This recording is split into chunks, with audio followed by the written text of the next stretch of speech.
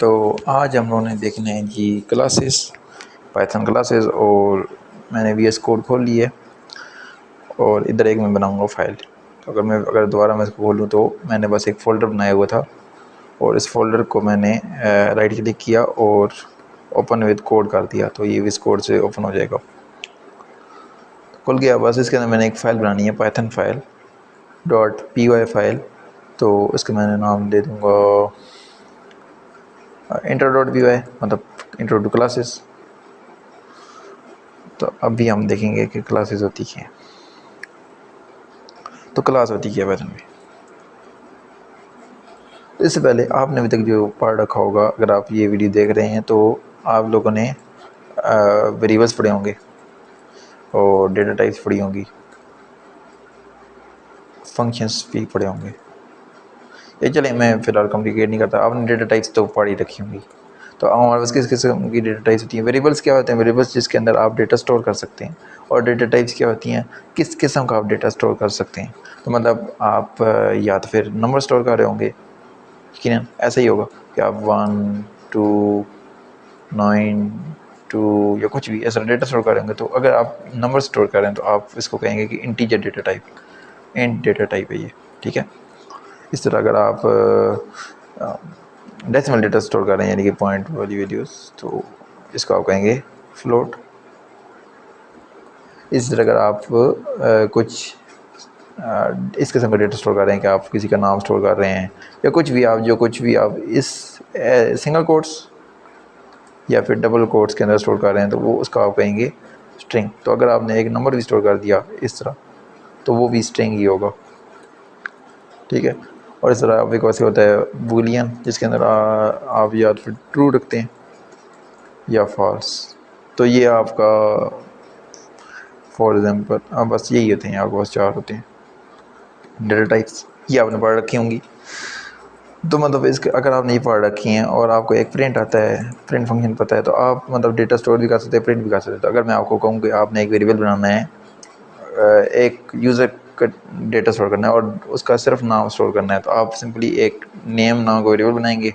और वो नंबर तो है नहीं, तो इंटीजर नहीं होगा, डेसिमल भी नहीं है, फ्लोट भी नहीं होगा, ट्रू फॉल्स भी नहीं है। तो आप नेम स्टोर करना, तो आप कोड डालेंगे, ये डालें या ये डालें, तो आप इसके अंदर उसका नाम डाल देंगे और बस स्टोर हो जाएगा। तो अब आपको डिस्प्ले कराना है तो प्रिंट करेंगे उस नेम को। तो ये आपने स्टोर भी कर लिया और प्रिंट भी कर लिया। तो आपको डेटा स्टोर करना भी आता है और डेटा प्रिंट करना भी आता है। तो अब अगर आपकी इस नॉलेज की बेस पर आपको किसी ने कह दिया कि आपने एक सिस्टम बनाना है, स्टोरेज सिस्टम, जो कि क्या करेगा, मैनेजमेंट सिस्टम आप इसको कह लें, जिस तरह के नॉर्मली आपने सुना भी होगा अगर आपने पहले कभी किया तो, कि वो क्या करेगा, वो डेटा स्टोर करेगा, स्टूडेंट का डेटा स्टोर करेगा और स्टूडेंट का डेटा डिस्प्ले करेगा। और वो डेटा टाइप क्या होगा, किस टाइप का डेटा होगा, तो वो होगी आईडी, नेम और एज। तो अभी आपको एक कन्फ्यूजन हो जाएगी कि मैं स्टूडेंट टाइप का डेटा कैसे स्टोर करूँ। एक आपके ज़हन में सवाल आ सकता है कि मैंने उसकी आईडी भी स्टोर करनी है, नेम भी स्टोर करना है, एज भी स्टोर करना है, तो 3 चीज़ें मैं इकट्ठी कैसे स्टोर करूँ। ठीक है, तो आप ज़्यादा इसका आप यही सोल्यूशन निकालेंगे कि आप 3 वेरिएबल बनाएंगे, आईडी, उसमें उसकी आईडी डाल देंगे, नेम उसमें उसका नाम डाल देंगे और एज उसमें उसकी एज डाल देंगे, ठीक है। ज़्यादा आप यही कर सकते हैं। इन अब ज़ाहिरी तौर पर इनका कोई कनेक्शन नहीं है, आईडी का नेम से क्या कनेक्शन है और नेम का एज से क्या कनेक्शन है। तो आप ज़्यादा यही कर सकते हैं कि आप इन वेरिएबल्स के नाम ऐसे रख देंगे कि student ID, student name, student age, यही आप कर सकते हैं। और फिर जब आप प्रिंट करेंगे तो यही 3 चीज़ें प्रिंट कर देंगे। तो यानी कि स्टूडेंट आईडी, स्टूडेंट नेम और स्टूडेंट एज। तो आप जब आप प्रिंट करेंगे तो ये तीनों चीज़ें प्रिंट होंगी और एक साथ ऐसा लगेगा जैसे आपने डेटा स्टोर कर लिया स्टूडेंट का। तो यही आप कर सकते हैं। और अगर इसी तरह आपको अगर और स्टूडेंट का डेटा स्टोर करना हो तो आप इस तरह एक और बना लेंगे, ज़्यादातर इसका नेम चेंज कर देंगे, यानी कि अगर वो स्टूडेंट था तो ये स्टूडेंट 2 हो जाएगा। और जब प्रिंट करने की बारी आएगी तो सेम यही चीज़ यहाँ पर, बस आप इसका नेम चेंज कर देंगे और इसका डेटा प्रिंट कर देंगे। तो ये आप कर रहे होंगे। तो मतलब आपने अगर इसका नाम था हारिस तो इसका होगा जी और 7 और आईडी इसकी होगी 2। तो अब आप एक तो ये वाले स्टूडेंट का डेटा प्रिंट कर रहे हैं और एक स्टूडेंट डिफिकल्ट प्रिंट कर रहे हैं, सही। तो अब आप एक चीज़ नोटिस करेंगे कि आप डेटा स्टोर भी कर पा रहे हैं और डिस्प्ले भी कर पा रहे हैं, तो मसला कोई है ही नहीं। ठीक, तो क्लासेस की हमें ज़रूरत क्या है? फिर क्लासेस हैं क्या?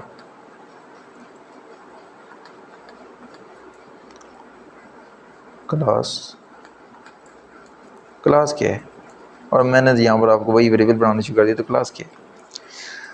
तो उससे पहले आप ज़रा एक नोट करें बात कि जब भी आप एक नया स्टूडेंट का डेटा स्टोर करने आते हैं तो आप इस तरह स्टोर कर रहे हैं कि उसके लिए 3 वेरिएबल बना रहे हैं, फिर अगले के लिए 3 वेरिएबल बना रहे हैं, और अगर सिर्फ 10 स्टूडेंट होंगे तो 30 वेरिएबल बन जाएंगे आपके, सही।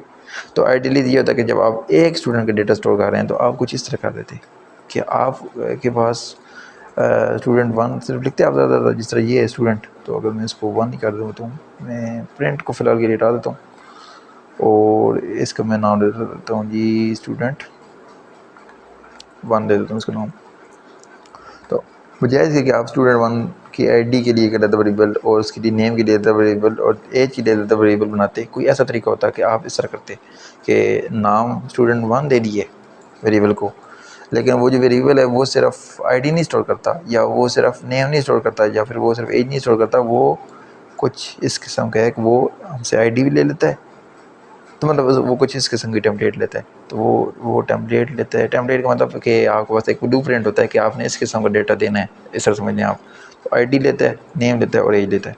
तो ये आपके पास टेम्पलेट का कोई वेरिएबल, कोई डेटा टाइप होती है आपके पास, और आप क्या करते हैं, आप उसमें बस सिर्फ इस वेरिएबल बनाते इस तरह, और उसमें सिर्फ आईडी ना देते, उसमें आप आईडी भी दे देते, उसमें आप नेम भी दे देते, और उसमें आप एज भी दे देते। तो ये सारा काम हमारे पास एक लाइन में हो जाता है हमारे पास। क्यों? क्योंकि हमारे पास एक टेम्पलेट थी, एक डेटा टाइप थी हमारे पास, डेटा टाइप ही कह रहे हैं आप, ये डेटा टाइप थी जो कि थी इससे पीछे स्टूडेंट की है। तो मतलब आपके पास सिर्फ ये इंट, फ्लोट, स्ट्रिंग और ट्रू डेटा टाइप के अलावा आपके पास एक कोड डेटा टाइप थी ऑफ टाइप स्टूडेंट, यानी कि वो क्या करती थी, वो लेती थी आईडी, नेम और एज, ये 3 चीज़ें लेती थी, और उसको आप कहते थे स्टूडेंट। तो कस्टम आपके पास एक डेटा टाइप थी कि जो कि इस किस्म का डेटा लेती थी। तो इस तरह कर लेते तो आपको बड़ी आसानी हो जाती, इस तरह हो जाता कि आपका जो भी डेटा टाइप होती है उसका नाम लिख दिया करते होते, फॉर एग्जांपल स्टूडेंट। तो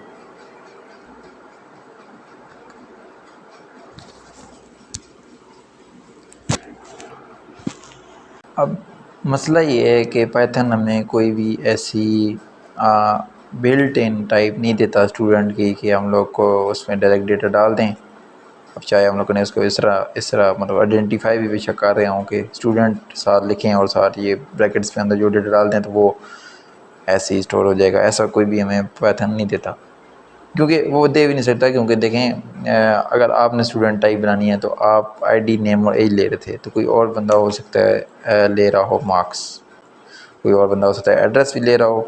तो इस तरह जेनेरिक काम तो नहीं हो सकता इसमें, तो हर किसी की अपनी मर्ज़ी से होगा, जो सिस्टम बनेगा उसकी अपनी रिक्वायरमेंट्स होंगी, तो वो अपना डेटा स्टोर करेगा, अपने टाइप का डेटा स्टोर करेगा। हम लोगों की सिर्फ ये थी, तो इसलिए पाइथन ने हमें स्टूडेंट टाइप बना के नहीं दी हुई, लेकिन उसने हमें एक जेनेरिक इसका सोल्यूशन दे दी है, उससे हम लोग कहते हैं जी क्लास। ठीक है, तो क्लास अब क्या होती है? क्लास टेम्पलेट ही होती है। तो बेसिकली क्लास एक हमें जेनेरिक टेम्पलेट बनाने का ऑप्शन देती है कि आप के पास अब इस टाइप की तो नहीं, आपने स्टोर करनी है आईडी, नेम और एज, और ये हर हर एक स्टूडेंट के लिए स्टोर करनी है। तो ये एक अच्छा तरीका नहीं है कि आप उसके लिए अलग अलग वेरिएबल बना रहे हैं जिनका आपस में कोई कनेक्शन नहीं है सिवाय इसके कि उनके ये नेम्स सिर्फ सेम है। तो इससे अच्छा है कि आप एक अपनी कस्टम डेटा टाइप भी कह लें आप, तो डेटा टाइप बना लें या फिर टेम्पलेट बना लें कि जिसके अंदर आप ऐसा डेटा हर बार में दे दिया करें और एक 1 लाइनर आगे बन जाया करेगा, तो अब वो टाइप स्टूडेंट हुआ करेगा। तो मतलब अब जब इसने आगे अंदर आपने ये 1 दिया तो ये आईडी नहीं है, ये ऑफ टाइप स्टूडेंट है। ये आपने जब सब कुछ सारा डेटा इकट्ठा दिया तो ये सारा आइडेंटिफाई होगा स्टूडेंट टाइप से, ठीक है। तो अब ये कुछ बनेगा कुछ तरह, तो ये कुछ इस किस्म का होगा कि फॉर एग्ज़ाम्पल आपने नाली बनाने का कुछ तरीका कुछ इस तरह होगा कि आपने क्लास लिखा और अब जो आपके टेम्पलेट का नाम था वो आपने नाम दे दिया, तो मतलब मैं स्टूडेंट के लिए बना रहा हूँ तो अभी बस दे दिया। तो ये क्या लेता है, आईडी लेता है, ये क्या लेता है, ये नेम लेता है, और ये क्या लेता है, एज लेता है, ठीक है। ये लेता है, ये 3 चीज़ें लेता है और बस बन गई एक डेटा टाइप।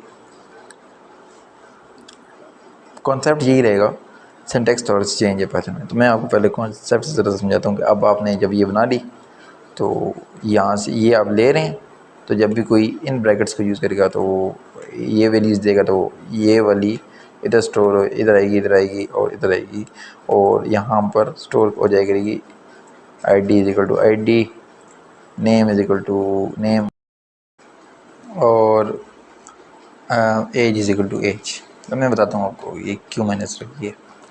तो बेसिकली जब स्टूडेंट बनाएंगे तो ये स्टूडेंट को देख के आइडेंटिफाई कर लेगा कि ये एक कस्टम डेटा टाइप है जो आपने खुद बना रखी है, तो वो इस क्लास को ढूंढेगा, स्टूडेंट को ढूंढ लेगा और वो जो कुछ लेता है वो डेटा इधर से ले आएगा इसमें, और ये वो वाला डेटा जो उधर से लेके आया, ये और ये और ये जो हैं ये वो वेरिएबल्स हैं जिनमें ये स्टोर कर रहा होगा, ठीक है।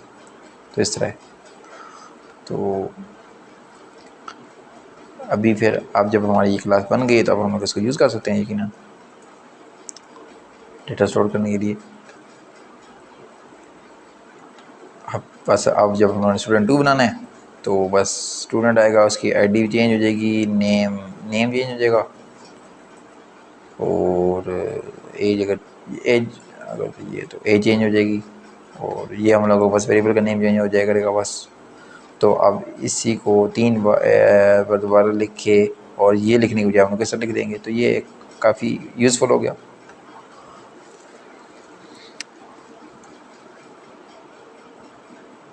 तो अभी यहाँ पर एक क्वेश्चन आपके दिन में आ सकता है कि ये देख के हमें ये समझ आ रहा है कि यहाँ से डेटा आ जाता है इसमें, तो ऐसा ही होता है, और फिर स्टोर हो जाता है आईडी और नेम और एज में,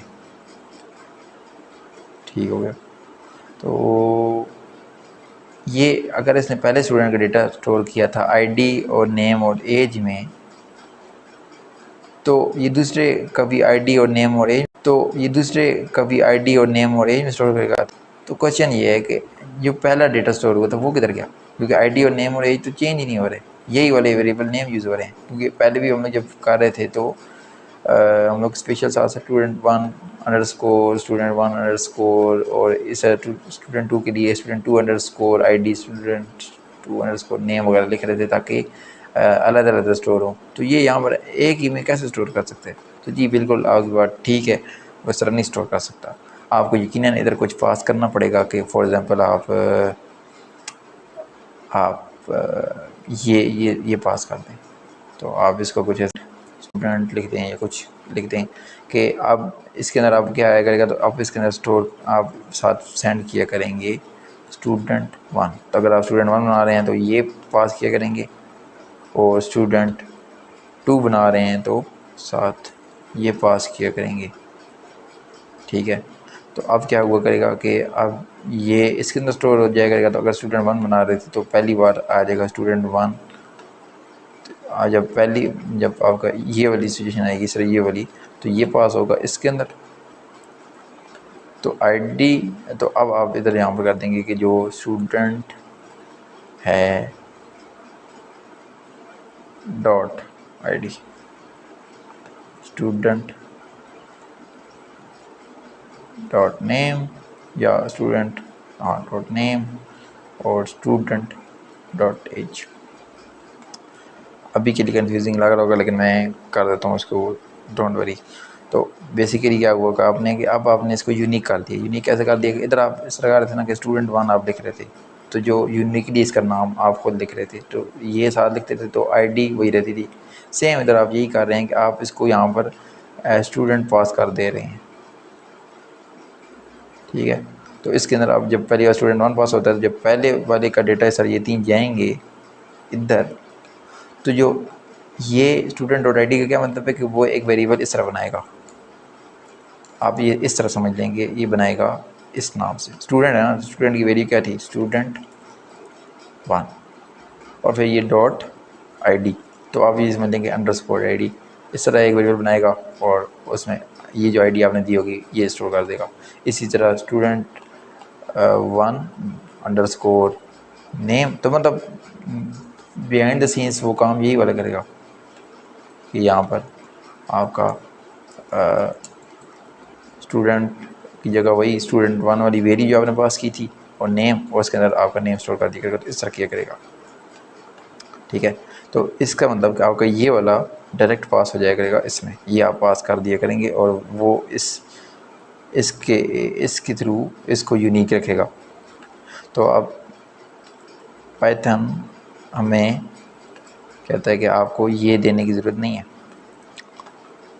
ये काम पाइथन आपके लिए खुद ही हैंडल कर लेता है। तो पाइथन कहता है कि आप इसको छोड़ दें, ऐसा ना दें, आप सिर्फ ये 3 वीडियोस दे दिए करें और इधर एक आप सेल्फ लिख दें। सेल्फ का मतलब है कि ये, तो मतलब अब भी यही काम होगा कि पास यही होगा, स्टूडेंट 1 ही पास होगा। ठीक है, और वो जाएगा इसके अंदर। तो अब अगर यहाँ पहले स्टूडेंट लिख रहे थे, अब क्या लिखेंगे, सेल्फ, तो सेल्फ लिख देते हैं जी, सेल्फ। तो अब सेल्फ से क्या मुराद है, स्टूडेंट 1, तो स्टूडेंट 1 सेल्फ से क्या मुराद थी, सेल्फ इज इक्वल टू, इधर क्या है, इधर हमने क्या पास किया है, तो उन्होंने पास किया था स्टूडेंट 1, तो वेरिएबल क्या बनेगा, वेरिएबल जी बन जाएगा क्या कर दिए, एक मिनट, वेरिएबल बन जाएगा जी सेल्फ डॉट ID2 बन जाएगा स्टूडेंट ये 1 अंडरस्कोर ID, इस तरह, और उसके अंदर ID स्टोर हो जाएगी, इस तरह हो जाएगा। ठीक है, तो यही काम होता है। तो पाइथन जब आप क्लास बनाते हैं तो ये आपको एक ऑप्शन देता है कि आप ये जो सेल्फ है ये पास ना, ये बस सिर्फ उसमें लिख दें, यहाँ पर आप सिर्फ ये चीज़ें पास करें, ये आप खुद ना पास करें, ये हम हैंडल कर लेंगे। तो ये इंटरनेट आपसे खुद ही ये ले लेता है सेल्फ, और आपके इसके थ्रू ये इसको यूनिक ही रखता है। तो मतलब अब आपको खुद स्टूडेंट 1 स्टूडेंट 2 करने की ज़रूरत नहीं है, वो खुद इसको यूनिक रख लेता है। तो यही काम होता है इसका। ठीक है, तो अब जब आपने सेल्फ डॉट ID, तो अब देखें, अब जब आपको पहला स्टूडेंट बनेगा, तो अब मैं एक और बार समझाता हूँ आपको। तो जब आपने ये वाला स्टूडेंट बनाया, ठीक है, तो उसका डेटा इधर आएगा, ID इधर आ जाएगी इसकी, हसन इधर चल जाएगा, एज इधर चल जाएगी, और अब ये वाली ID वो सेल्फ डॉट ID में स्टोर करेगा। इसका मतलब ये स्टूडेंट 1 भी पास हो गया था सारे इधर, तो अब वो बनाएगा स्टूडेंट 1 अंडरस्कोर ID और उसमें ये स्टोर कर देगा। फिर student 2 underscore name, student 1 underscore name, और उसमें नेम स्टोर कर देगा। और इस तरह स्टूडेंट 1, क्योंकि आपका ये है ना, इसके लिए बना रहे हैं, तो स्टूडेंट 1 अंडरस्कोर एज, उसमें ये स्टोर कर देगा। तो जब आप अगला स्टूडेंट बनाएंगे तो टेंशन की बात ही कोई नहीं है वेरिएबल सेव होने की, क्योंकि इस बार जब जो सेल्फ जाएगा वो सेल्फ होगा स्टूडेंट 2। सही है, तो इस तरह आप जितने भी बनाते जाएंगे तो वो सेल्फ ऑटोमेटिकली इनको डिफ्रेंशिएट करता रहेगा। तो सेल्फ इसलिए होता है, तो जब भी आप सेल्फ पास करते हैं उसका मतलब होता है कि मैं ये जो बना रहा हूँ, ये जो डेटा भेज रहा हूँ, वो मैं इसके लिए भेज रहा हूँ।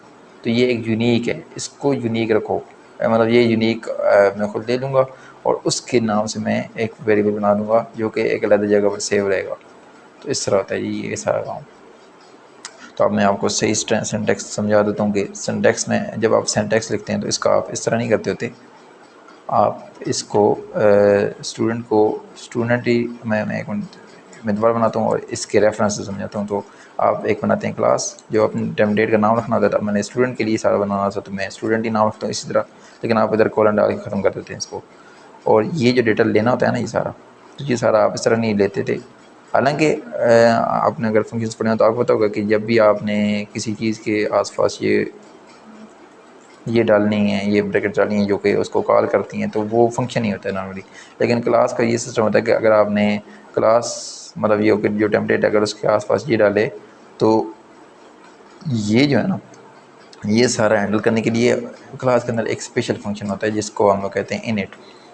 इनिट का मतलब आप समझ लें कि इनिट जैसे ही कि इसके अंदर आए, जैसे ही कि मतलब स्टूडेंट के आगे ये लगे और ये कॉल हो तो ऑटोमेटिकली ये वाला फंक्शन पाइथन के थ्रू कॉल हो जाता है कि इसके अंदर जो कुछ हो रहा है वो करो। तो आपका इस तरह कुछ फंक्शन होता है। तो मतलब आपको एक इस तरह फंक्शन दे दिया जाता है इनिट। एक मिनट, इसका बस लिखने का तरीका ये है सिर्फ, और कुछ भी नहीं है, ये इसका नाम है इस तरह। तो अब ये सारा डेटा जो आप इधर दे रहे थे डायरेक्टली, मैंने कहा ना आपको कि यहाँ पर आपको इसका नेम सर रखना है, लेकिन जो कुछ भी इसको आप दे रहे थे वो असल में पाइथन की सिंटैक्स ये है कि आप उसको इधर दे दें। तो ये वाली चीज़ आप इधर दे दें बस, और कुछ भी नहीं है, बस ये दे दिया। और बाकी चीज़ तो वही रहेगी कि सेल्फ डॉट आई डी, यानी कि वही स्टूडेंट वन के लिए जो सेल्फ था उसकी इधर वो वाली सारी चीज़ें सेम रहेंगी और कुछ भी चेंज नहीं होगा। तो वो इस तरह स्टोर हो जाएगा।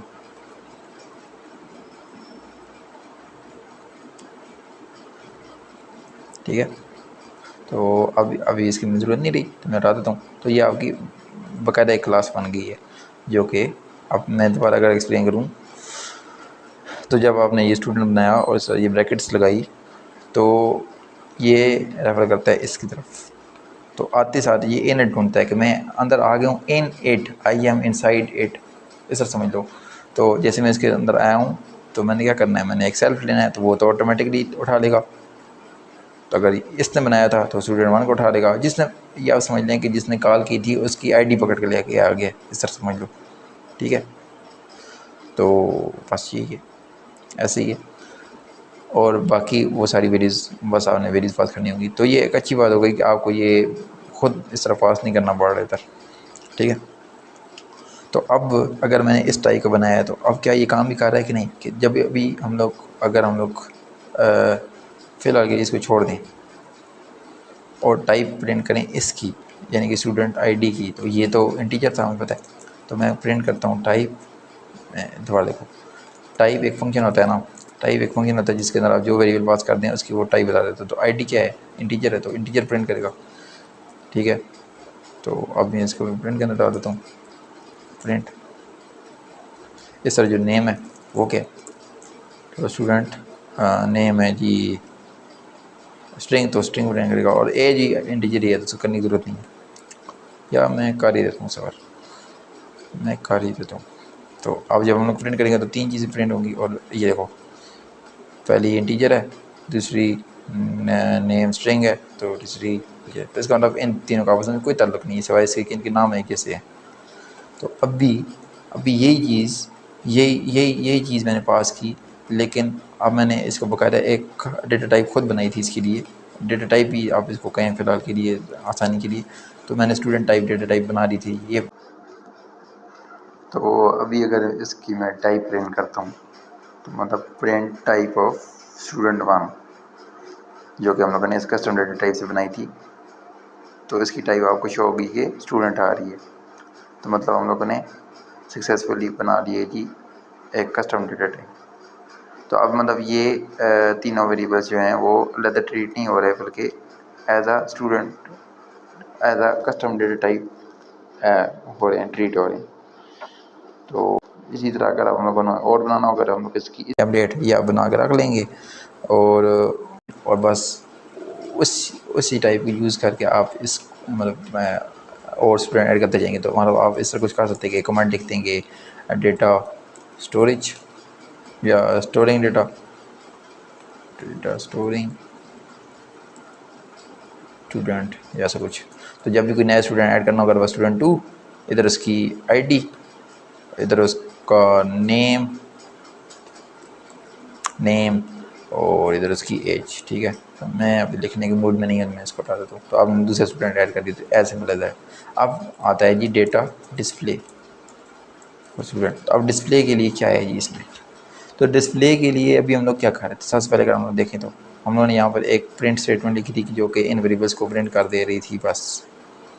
स्टूडेंट वन, स्टूडेंट टू और स्टूडेंट, और सॉरी मैं गलत कर रहा हूँ, student one ID student two, मतलब अगर ये था ना तो student one ID student one name और स्टूडेंट वन एज प्रिंट कर दे रही थी। तो इसका मतलब अगर आपका एक और होता तो आप फिर student two ID student two age और ये सारी चीज़ें लिख रहे होते। तो मैं फ़िलहाल इसको फिर से हटाता हूँ और आप देखिएगा तो इस तरह प्रिंट हो रहा था। लेकिन ये सिर्फ हमें लगता है कि ये कनेक्टेड है, ये आपस में कनेक्टेड नहीं है, मैंने पहले बता दिया आपको।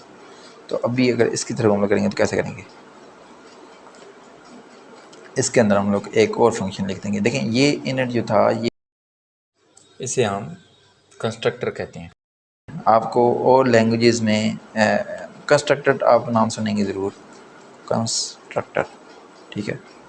मुझे नहीं पता मैंने स्पेलिंग सही लिखेंगे नहीं, लेकिन कंस्ट्रक्टर कहते हैं इसको। तो कंस्ट्रक्टर ये होता है कि और लैंग्वेज में अगर आप देखेंगे कंस्ट्रक्टर उसी नाम का होता है जिस नाम का ये क्लास होती है, ठीक है। तो अगर आपने किसी और लैंग्वेज में क्लास बनाई तो वो आप इसी क्लास में, मैं आपको बताता हूँ अब ये किस तरह काम करता है। तो करता है इस तरह कि जब आपने ये क्लास बनाई तो जब आप इस तरह उस क्लास को कॉल करेंगे, मतलब यूज़ करने की कोशिश करेंगे उस क्लास को, तो अब क्लास का फंक्शन तो है नहीं कि आप इस तरह करें और कॉल हो जाए। तो इसलिए उसके अंदर एक कंस्ट्रक्टर होता है या फंक्शन होता है कि जब आप इसको कॉल करते हैं तो इंटरनली वो इसको जाकर कॉल कर देता है। तो और लैंग्वेजेस में तो ये और अच्छा लगेगा आपको देख के, अगर आप ये कॉन्सेप्ट आपको पता होगा कि अगर स्टूडेंट नाम की आपने क्लास बनाई है तो उसके अंदर आप एक कंस्ट्रक्टर बनाएंगे स्टूडेंट नाम का, जो असल में एक फंक्शन होगा। कंस्ट्रक्टर और कुछ भी नहीं है, एक फंक्शन होता है, बस एक फंक्शन बनाएंगे आप स्टूडेंट का, और वो उसके अंदर आप कुछ कर देंगे जो कुछ बोल देता है। तो मतलब अब आप स्टूडेंट के अंदर डायरेक्टली कुछ पास कर पाएंगी, जिस तरह कि हम लोगों ने ID नेम वगैरह पास किए। तो इसका फ़ायदा ये होता है कि आप डायरेक्टली क्लास का नेम यूज़ करके उसको डेटा डायरेक्टली पास कर देते हैं। क्योंकि अगर ना होता तो आपको कुछ इस तरह करना पड़ता कि अलग से इसको किसी तरीके से डेटा पास करना पड़ता। मतलब आप समझ ये लें कि जब आप ये स्टूडेंट है तो इसके साथ ये जो आप ब्रैकेट्स यूज़ करके डायरेक्टली डेटा पास कर रहे हैं ना, उसको ये हैंडल करता है। तो इन अदर वर्ड जब आपने ये स्टूडेंट को कॉल किया तो इंटरनली ये फंक्शन कॉल हुआ और आपने जो कुछ इसको पास किया इंटरनली वो फंक्शन इसको कंटेन करता है और इसको यूटिलाइज करता है। जिस तरह बस इसे याद रख लेना कि ये कंस्ट्रक्टर होता है। और लैंग्वेज में इसी जो क्लास का नेम होता है उसी नेम से होता है, और पाइथन में इनर के नेम से होता है। और मेन मकसद उसका यही होता है कि जब आपने उसका ब्रैकेट से यूज़ किया और डेटा पास किया तो वो डेटा उस फंक्शन के अंदर पास हो जाता है, बस सिंपल। तो जैसे ही आपका फंक्शन कॉल होगा तो जैसे ही आप क्लास को इस तरह कॉल करेंगे तो वही वाला कॉल हो जाएगा। अच्छा, अब आ गई जी डेटा डिस्प्ले की बारी। डेटा डिस्प्ले तो हम लोगों ने देख लिया था कि डिस्प्ले कैसे हो रहा था। डिस्प्ले करने के लिए हम लोगों ने देखा था कि ये इस तरह हम लोग प्रिंट कर दे रहे थे। तो इधर भी हम लोग ये कर देते हैं कि हम लोगों ने स्टोर किसने किया था। तो हम लोग इधर इस क्लास के अंदर ही हम लोग एक फंक्शन बना लेंगे। इस क्लास के अंदर फंक्शन बनाने का फ़ायदा ये है कि आप डायरेक्टली इस पर यूज़ कर पाएंगे फंक्शंस। मतलब अब स्टूडेंट 1 है ना, तो अब इसका डेटा डिस्प्ले करें। अब देखें इधर तो मैं स्टूडेंट 1 ID लिख रहा हूँ, तो इधर मैं अगर स्टूडेंट 2 नेम लिख दूँगा तो वो प्रिंट हो जाएगा। तो ये इसके संग गलती आ सकती है। लेकिन अब क्लास जब आपने बनाई है और हर स्टूडेंट का डेटा स्टोर हो रहा है तो हर स्टूडेंट का रेफरेंस भी तो होगा, क्योंकि अब ये सारी चीज़ें कनेक्टेड हैं आपस में। तो अब आप जब इसके अंदर एक और फंक्शन बना देंगे तो वो स्टूडेंट 1 जो होगा, जो कि ऑफ टाइप स्टूडेंट है, यूज़ कर पाएगा इस फंक्शन को, तो डिस्प्ले। तो अगर आपने ऐसा कोई फंक्शन बनाया हुआ है डिस्प्ले का जो कि इसी स्टूडेंट का डेटा प्रिंट कर सकता है तो वो उसको प्रिंट करेगा। तो आप इधर एक फंक्शन बना लेंगे एक और, डेफ डिस्प्ले, और ये क्या कर दिया करेगा, प्रिंट करेगा सेल ID नेम और एज, ठीक है। अब ID और नेम और एज ये किसकी प्रिंट करेगा, ये फिर से कन्फ्यूजन है। तो अगेन वही वाला काम होगा आपके साथ कि आप सेल्फ, अभी ये फंक्शन को नहीं पता चल रहा। अभी अगर मैं ये कर भी दूँ ना तो इसको नहीं पता कि ये सेल्फ क्या है। मैं आपको बताता हूँ फिर से। आपने जब ये फंक्शन बनाया डिस्प्ले, तो जब ये डिस्प्ले कॉल होता है तो ये ID नेम और एज प्रिंट करता है, लेकिन इसको नहीं पता कि किसकी ID, स्टूडेंट 1 की, स्टूडेंट 2 की, स्टूडेंट 3 की, वट।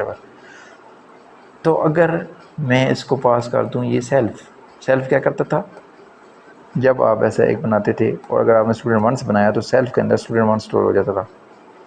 तो जब आपने ऐसा एक और बनाया तो स्टूडेंट टू के नाम से बनाया तो स्टूडेंट टू इसके अंदर स्टोर हो जाता था सेल्फ के अंदर। तो अब जब आप कहते हैं कि सेल्फ डॉट आई डी,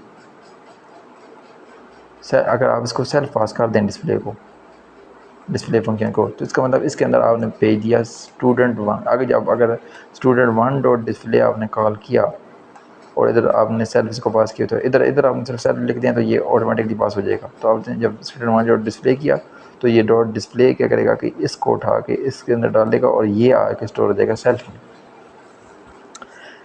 तो अब डिस्प्ले को एक मिल गया है कि मैंने स्टूडेंट वन का डिस्प्ले करना है। तो अब सेम आप वही आपने वेरिएबल तो स्टोर किए थे, आपको याद होगा कि सेल्फ डॉट आई डी यानी कि student one under score I D के नाम से एक वेरिएबल था। तो आपने जब सेल्फ पास कर दिया तो आप इधर आप बस यही चीज़ें प्रिंट भी कर दें कि सेल्फ की जो आईडी है वो प्रिंट हो जाए, सेल्फ की जो नेम है वो प्रिंट हो जाए और सेल्फ की जो एज है वो प्रिंट हो जाए। समझे? तो मतलब अब जब आपने इस तरह कॉल किया स्टूडेंट वन डॉट डिस्प्ले तो उसके अंदर पास हो जाएगा स्टूडेंट वन, क्योंकि आप यहाँ पर एक चीज़ ले रहे थे वो क्या थी सेल्फ। तो सेल्फ के अंदर उसने स्टोर कर दिया स्टूडेंट वन। तो अब वो इधर लिखेगा स्टूडेंट वन जिससे बन जाएगा student one under score same, मतलब ये वाली सेम चीज़ बन जाएगी खुद ऑटोमेटिकली, ये आपको नहीं बनानी पड़ेगी। और फिर student one under score name यहाँ से सेल्फ से, तो सेल्फ में स्टूडेंट वन है तो स्टूडेंट वन डॉट को आप अंडर स्कोर समझ लो, तो इस तरह हो जाएगा। तो अब जब आप डिस्प्ले करेंगे तो डिस्प्ले हो जाएगा जी। ठीक है, तो अगर मैं इसको क्लियर कर दूं तो आप देखो स्टूडेंट वन डॉट डिस्प्ले। अब अगर मैं स्टूडेंट टू कर दूं तो अब कौन सा डेटा डिस्प्ले होगा टू, और मैं एक मिनट कर दूँ। तो ये कैसे हुआ? ये क्योंकि डॉट डिस्प्ले जब मैंने कॉल किया तो वो तो डिस्प्ले इस पर भी था, इस पर भी था। तो स्टूडेंट अब आपको मानना पड़ेगा कि इसने स्टूडेंट टू को अंदर खींचा है, ये खींच के इधर लेके गया है, इस क्लास में आया है और उसने सेल्फ में स्टूडेंट टू को स्टोर कर दिया है। तो अब जब प्रिंट करने की बारी आई तो उसने सेल्फ की वैल्यू यूज़ की, स्टूडेंट टू अंडर डॉट को अंडर स्कोर बना दिया और आईडी जो पहले स्टोर कर चुका था वो उसने डिस्प्ले कर दिया और फिर इसी तरह नेम भी डिस्प्ले कर दिया और एज डिस्प्ले कर दी। तो आप इस तरह इसको यूज़ कर सकते हैं। सही हो गया। तो अभी अगर मैं आपको फ्लो समझाऊँ तो ऐसा हुआ कि जब आपने कहा स्टूडेंट टू डॉट डिस्प्ले तो उसने पहले स्टूडेंट टू को देखा, स्टूडेंट टू क्या था स्टूडेंट टाइप थी, तो वो इधर आया। फिर आपने डॉट डिस्प्ले कहा था तो वो डिस्प्ले फंक्शन पर आ गया और इधर उसने देखा कि मैं सेल्फ मांग रहा हूँ, तो अब उसने देखा कि कॉल कौन कर रहा है इस फंक्शन को, तो स्टूडेंट टू कर रहा है तो वो सेल्फ में स्टोर कर लेता है।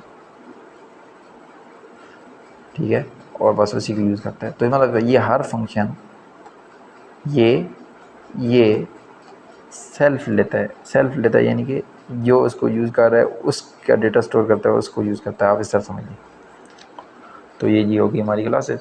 तो अब हम लोगों ने जब भी एक नया स्टूडेंट स्टोर करना है तो हम लोग इस तरह लिखेंगे स्टूडेंट थ्री, इसका डेटा स्टोर करेंगे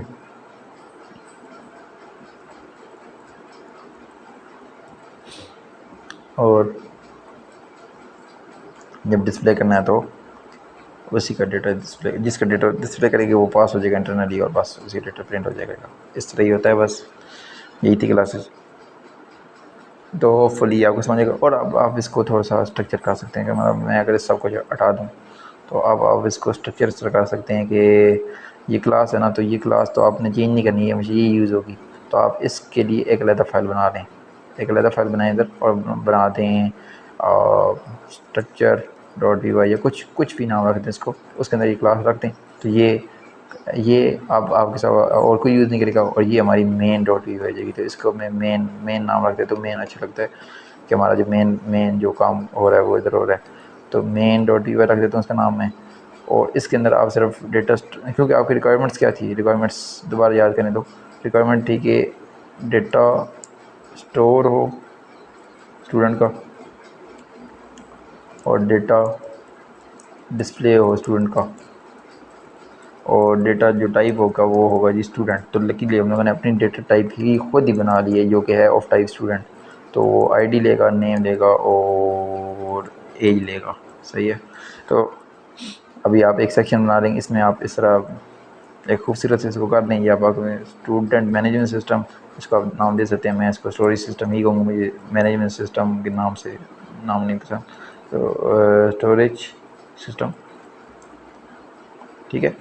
तो अब ये आप इसको डेटा स्टोरेज की यहाँ रखेंगे, डेटा स्टोरिंग, तो यहाँ पर आप कर देंगे और यहाँ पर आप लिख देंगे कि जब आगे से कोई आता है तो उसने अगर एक और स्टूडेंट ऐड करना है तो ऐड न्यू स्टूडेंट हेयर।